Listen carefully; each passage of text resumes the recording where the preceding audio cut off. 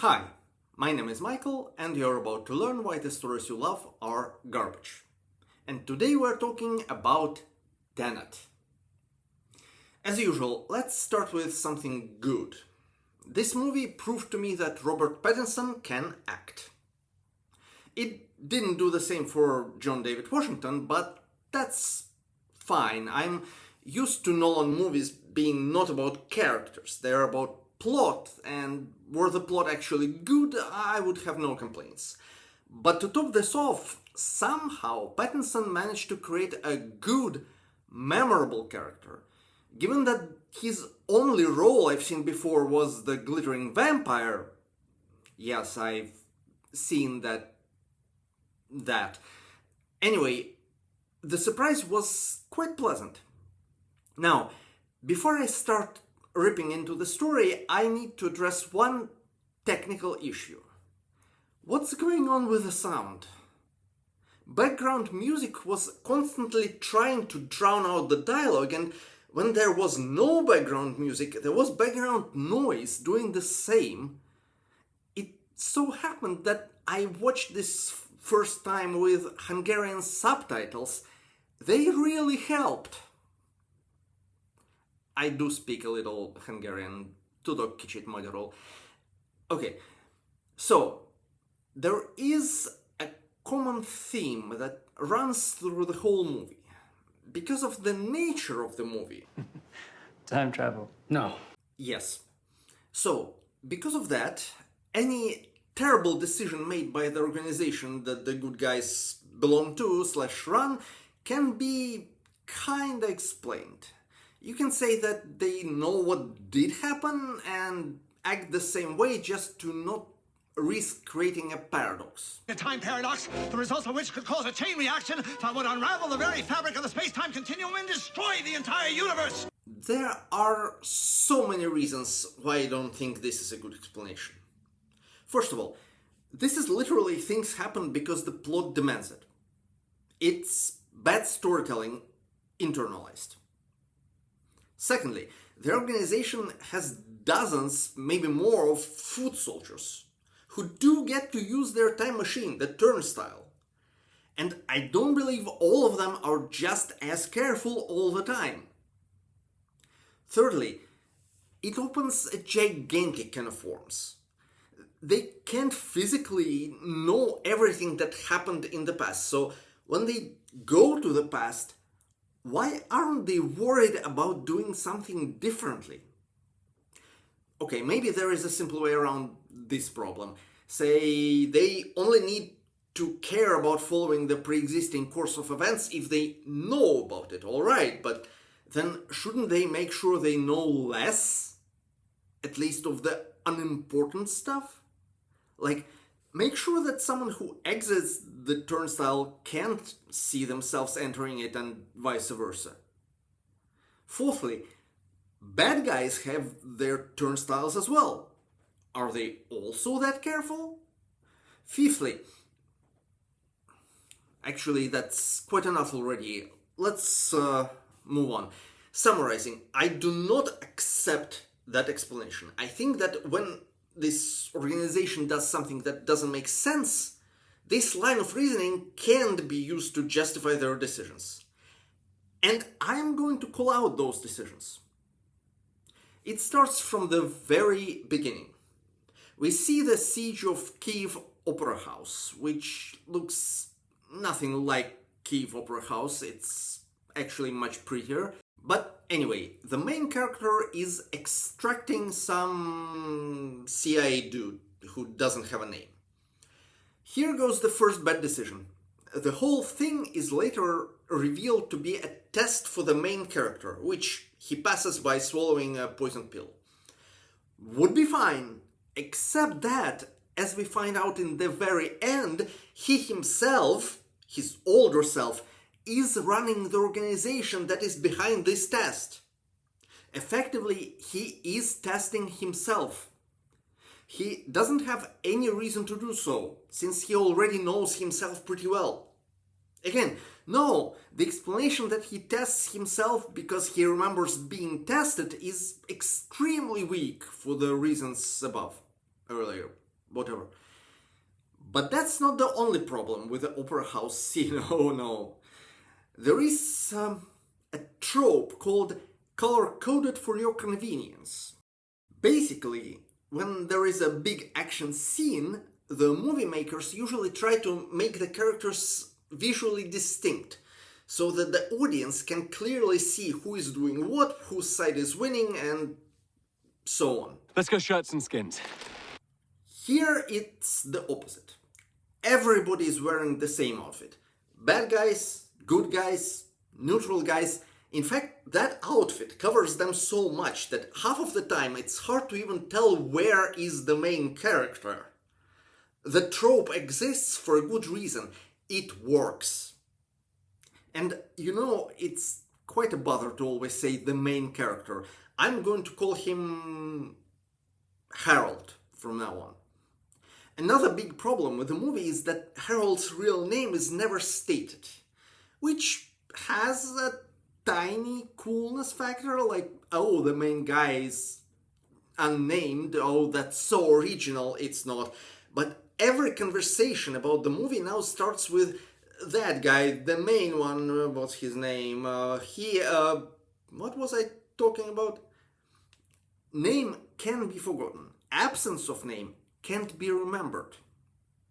Going back to the Kiev Opera House that is not Kiev Opera House, it can be argued that the intention was to create confusion, to make the viewers not understand what's going on. Problem is, at this point I, the viewer, have no reason to care. This intentional confusion, if it was indeed intentional, has, again, a tiny coolness factor, but it compels me to just check out. It's not a great idea to withhold information from the viewer if the characters on the screen are aware of it and do not have a good reason to avoid even thinking about it. And later we learned that there weren't just good guys, bad guys, neutral guys, and sleepy guys there. There was also one of those metal MacGuffins from the future, which is why? The movie just glosses over it as it's surfaced there, but really, how come an opera house is a reasonable place for that thing to be in? Moving on. Next, we have a conversation with some official-looking dude who also doesn't have a name, so let's call him G-Man. The G-Man recruits Harold, and then... All I have for you is a gesture in combination with a word, Tenet. Use it carefully. It'll open the right doors, but some of the wrong ones too. That clip was perhaps a bit long, but it's really amazing how many broken promises it contains. First of all, the gesture. We're told about it as if it's somehow important. It's used only once, by Neil. Thank Monster, at least he has a name. And it has no significance. Remove any mention of the gesture by the G-Man and nothing changes. Then there is the word Tenet. This does see more use, specifically it's used twice. Once it's used by Harold as a password, which is an incredibly stupid idea.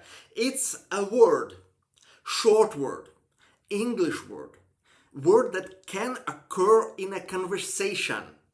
A password should not be something that can be cracked by accident. The other time the word Tenet is used, it's by that Indian arms dealer. I will come back to that. Anyway, the word itself plays a really, really small role in the movie. Third issue is that comment about the word opening some wrong doors. That's also a promise that goes unfulfilled. A promise that Harold, or maybe somebody else, would get in trouble because they used that password recklessly. It never happens.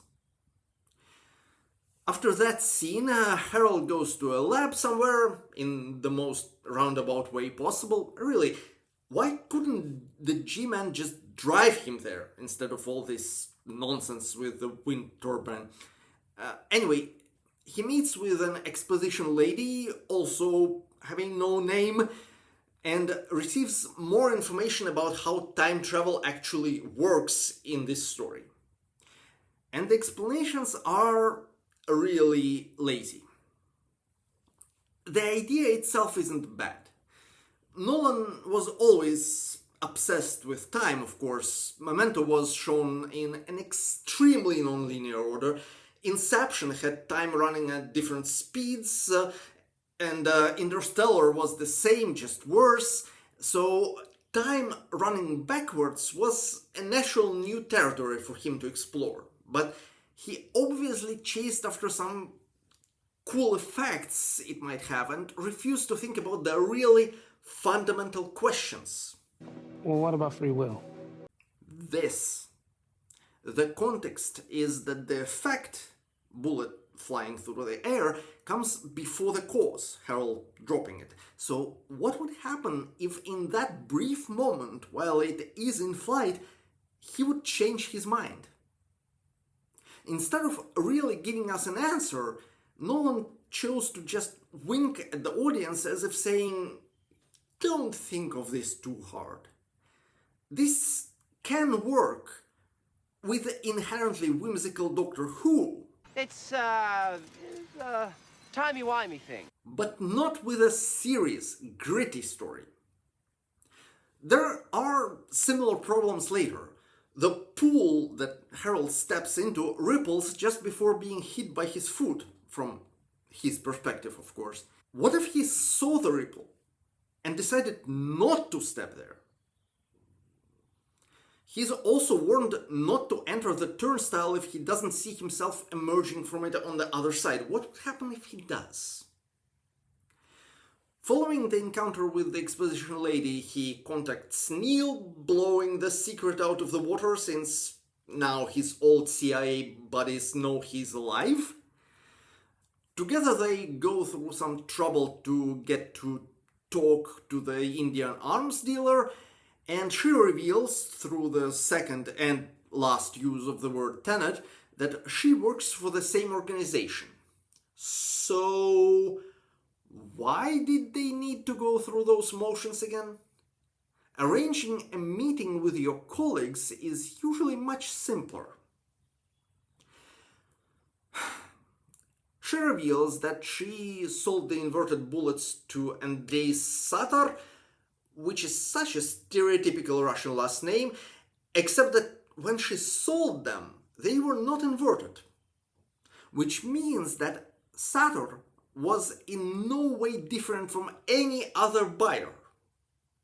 Have she ever sold bullets to anyone else? Why would she know Satar had those bullets inverted and not someone else? Then alarms sound and Harold runs away. Again, for no real reason, since the Indian arms dealer could just tell the police there was no cause for alarm. There is no cause for alarm. It's not even clear what triggered the alarms in the first place. Anyway, Harold tries to contact Satar. For some reason, scaling the building won't work this time, so he uses Kat, Satar's wife. Apparently, Satar is threatening to expose her and send her to jail if she does something against his will, and this threat is, I was going to say interesting, but it's actually not. The idea is she, as an art expert, identified some drawing as genuine, and now he holds it over her head because it was actually fake. Which means nothing. If he goes through with that threat and she gets in front of a judge, all she has to do is to say she made a terrible mistake. The forgery is apparently very good, and so it won't be a stretch that an expert was fooled. Of course, Satar could bribe the judge, even though it's apparently pretty hard in the UK, but if so, why would he need this drawing at all? If he has a judge in his pocket, he could just invent her crime that never happened. Here is an idea. Why doesn't he just threaten her life or their son's life. Isn't that what evil Russian oligarchs usually do? Of course, in that case, Harold would have no reason to break into the Freeport facility, so the plot says it has to be a drawing. And so we get the Freeport fight. Here it is.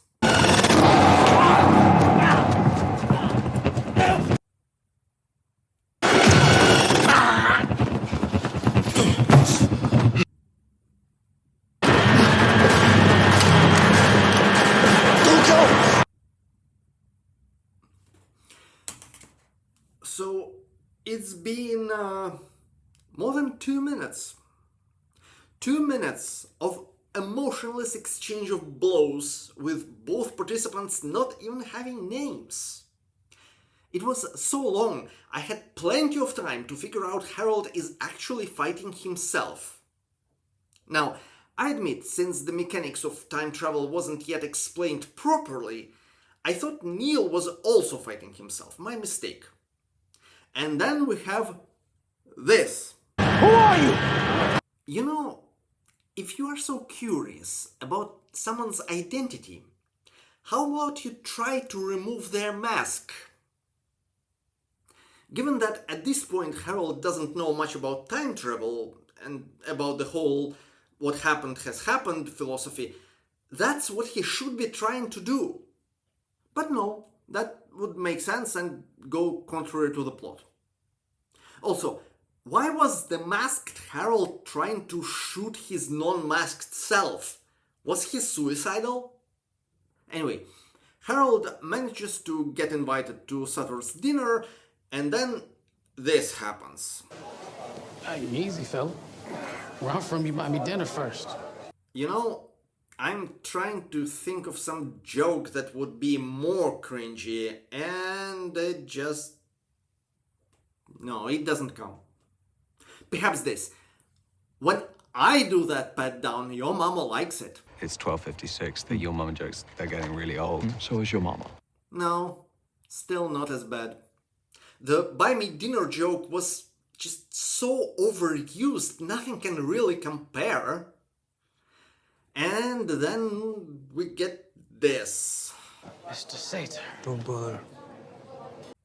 Come again? Don't bother. Now, I've read the script, so I know that he's saying don't bother. But all I can hear is burr. Question to you, gentle viewers.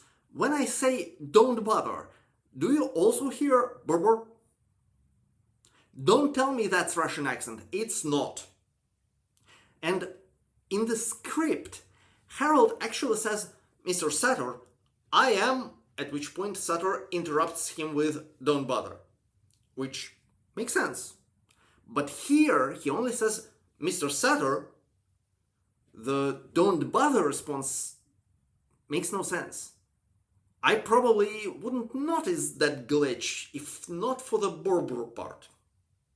Then, after some shenanigans that include Kat trying to kill her husband in the least certain way possible, Harold takes a commission to steal some plutonium for Sutter. And we get the attack on Estonian convoy. Here it is.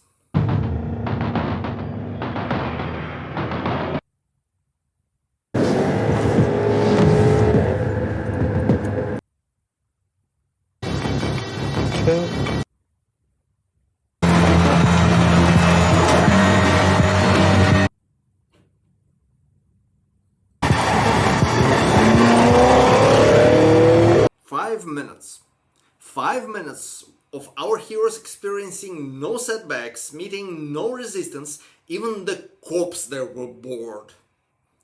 A bit later, Harold finally gets to experience the inverted time. Of course, he gets more exposition, and he also gets to wear a plastic mask, because... Regular air won't pass through the membranes of inverted lungs. there is this telltale sign of a poorly thought out magic system. A detail that gets too much attention while providing no benefits. And this air thing is this. It's not used in the plot in any meaningful way. There is no scene where an inverted character loses their mask and needs to hold their breath while trying to locate it. There is no scene where someone gets tortured in that way. There is no scene where characters that don't have masks must traverse a wide area of non-inverted air. This detail is just there, it's completely arbitrary, and it doesn't do anything. Basically, its only purpose is to stroke the writer's ego so that he can think, I figured it out. Not many would, but I did. Kinda the opposite, but nearly as bad, is the concept of an inverted bullet being really messy if it pierces a non-inverted body. By itself it's fine, but the idea that it would somehow get better if you invert the body after that comes from nowhere. Like, why? Whatever process have started in the body would just continue, just back in time. Chemistry doesn't seem to work different way after inversion. I mean, it's possible, of course, it's Nolan's world and it works the way he wants, but even there is some kind of logic here, it's not obvious. And it's Harold, the newbie, who suggests the idea. I would understand if it comes from somebody with experience in time inversion, a scientist perhaps, or field medic, but not from him. Of course, it does force our heroes to go back to Freeport in Oslo, but that's the thing. Now we have a second time. They have to storm that facility because of some convoluted reason that is clearly there just to push the plot forward. Well, that's just lazy writing. And it causes other problems. For example, we find out at the end that Harold recruited Neil a few years ago, which means that Harold went back in time for several years, or maybe Neil did, it's not quite clear. So one of them had to spend several years sitting in a sealed container doing nothing. Doesn't it seem to be kind of a waste of their abilities? Also, that soldier says that Harold shouldn't touch his former self, since they would both annihilate, which is... wow. It goes completely against the what happened philosophy, since we know Harold did not annihilate, and it would likely destroy the world, if not by paradox, then by annihilation itself, at least if conservation of energy still works. For comparison, annihilation of 1 gram of matter plus antimatter would emit more energy than an atomic bomb. But alright, let's say it doesn't work like antimatter. So Harold gets in an inverted car and he goes after a container he stole earlier using the transponder affixed to it. Excuse me, what? He stole something that has a transponder. And his first thought was not about removing the transponder. Is he that stupid? And then Sutter tries to blow up Harold, but instead he gets a frostbite because of how inverted and non-inverted matter interacts, which would be cool, but it only happens once. It's not foreshadowed, and it doesn't itself foreshadow anything. It's an ad hoc thing, one use only. It's pathetic. So we get more exposition about the algorithm. Let me be clear. There is no way a scientist would name a big, heavy, vaguely phallic thing the algorithm. Algorithm, by definition, is a computer program. Well, a program for an idealized computer that does not suffer from cosmic rays, EMPs, elderly cleaning ladies, whatever. It's definitely not something that can be touched. It's not something you can drop on someone's head. I understand that in the age of social media, the algorithm sounds scary, but even calling this thing Lion's Roar would make more sense.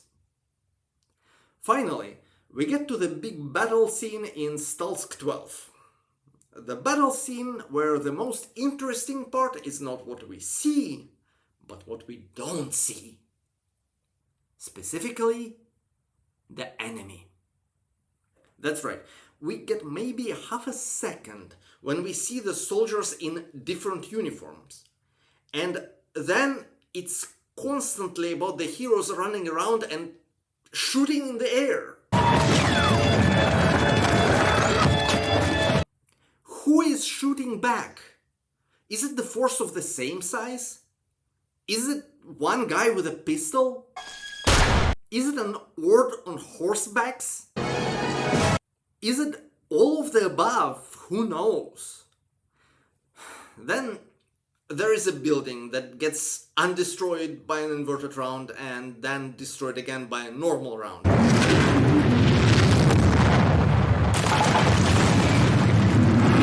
That building must be very confused.